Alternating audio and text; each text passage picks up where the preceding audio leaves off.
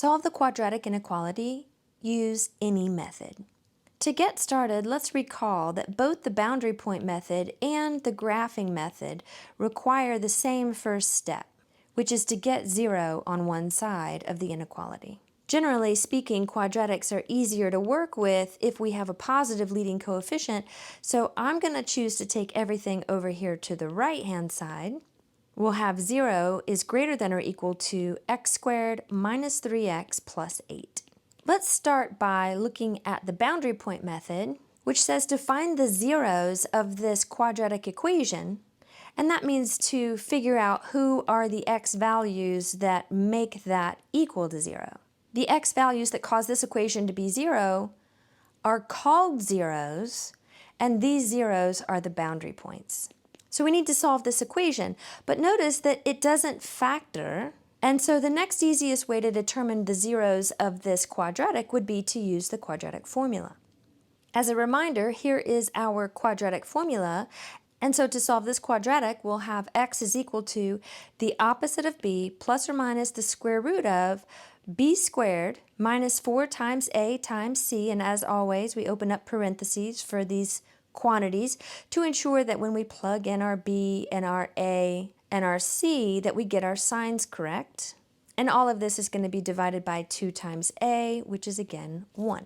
So these x values are going to be 3 plus or minus, we have 9 minus this product, which is 32, so we have 9 minus 32 divided by 2. And we can already tell that this discriminant is going to be a negative number, which means that we're not going to have any real solutions. Since the discriminant is equal to 0, there are no real solutions to this quadratic, which is going to make it problematic to graph and test boundary points. Let's go back up and consider looking at the graphing method. In the graphing method, we still needed to get 0 on one side, but what we'll do here is instead of finding the zeros of this, we're going to take that quadratic, set it equal to y, and take a look at the graph of this parabola. Remember, we're most interested in the x-intercepts of this graph because it's around the x-intercepts that y values go from being positive to being negative. We find the x-intercepts by plugging in 0 for y, and then solving for x, but we just did this in the boundary point method, and we found that there were no real solutions, which means there are no x-intercepts on this graph. But we know that the graph of this quadratic is going to be a parabola, and because the leading coefficient is positive, it's going to be a parabola that opens up with no x-intercepts. Notice that the y-intercept on this graph is obtained when we plug in 0 for x.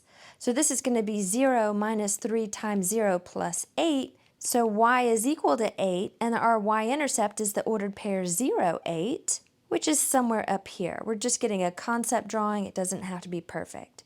So we know that our parabola is opening up. We know that it has a y-intercept of positive 8, and we know it doesn't have any x-intercepts. So it must look something like this. So how can we use the graph of this parabola to help us solve this quadratic inequality? Remember, the quadratic bit is basically equal to y, and we're looking for the y values that are less than or equal to 0.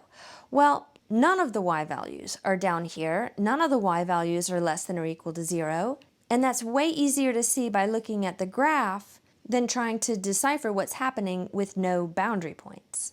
So the answer here is that there's no solution. There's no x value that can be plugged into the original inequality to make a true statement.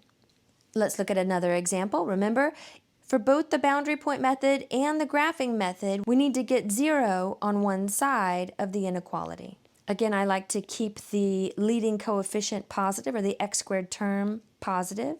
So I'm going to add 8 to both sides to get x squared plus 2x plus 8 is greater than 0. The first thing that I notice is that this quadratic doesn't factor. So my boundary points are not going to be super easy to find. I'll need to use the quadratic formula to figure out what those zeros are. When that's the case, I'm immediately curious about the graph. And what we can tell right away without having to do any computation is that the parabola is going to open up and that the y-intercept is 0, 8. Plugging in x is equal to 0 here and here gives us the y-coordinate of 8. So here's just a little sketch to indicate that we know it opens up, it has a y-intercept of 8.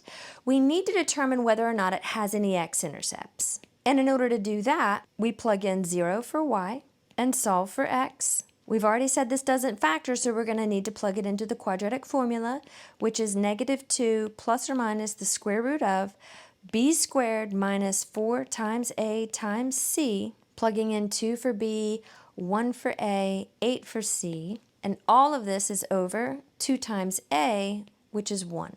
So x is equal to -2 plus or minus the square root of 4, and again we're looking at minus this product, so that's going to be minus 32. Technically we're still divided by 2, but I can already tell that the discriminant is negative again.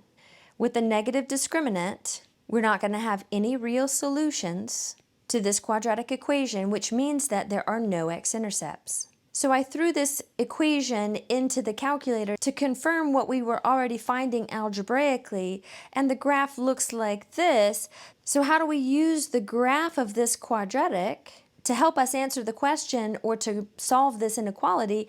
The question is basically asking us, where are these y values greater than 0? We answer a where question with an x interval, but notice the y values are greater than 0 everywhere. All the y values are greater than 0, and so the x interval over which this happens is from -infinity to +infinity. So when we have a quadratic inequality where the resulting quadratic on the other side of the inequality doesn't have any real zeros, there are no boundary points, and we'd need to really graph it to determine where the y values are either positive or negative depending on whatever question is being asked.